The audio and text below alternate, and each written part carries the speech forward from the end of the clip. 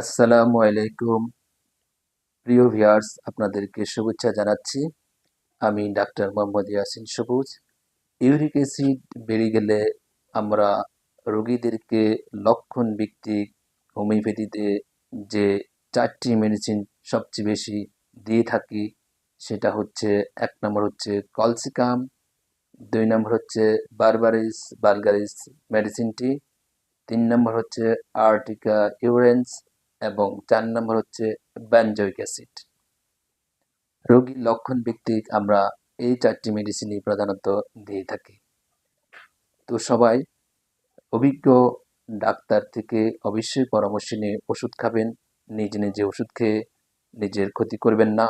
কারণ এই হোমিওপ্যাথিকের অনেকে মনে করে যে তার পার্শ্ব প্রতিক্রিয়া নেই, কিন্তু যদি সঠিক ওষুধ না হয়, সঠিক ওষুধ নির্বাচন না করা হয় তাহলে অবশ্যই সেটাতে সাইড এফেক্ট তথা পার্শ্ব প্রতিক্রিয়া রয়েছে। ধন্যবাদ সবাইকে।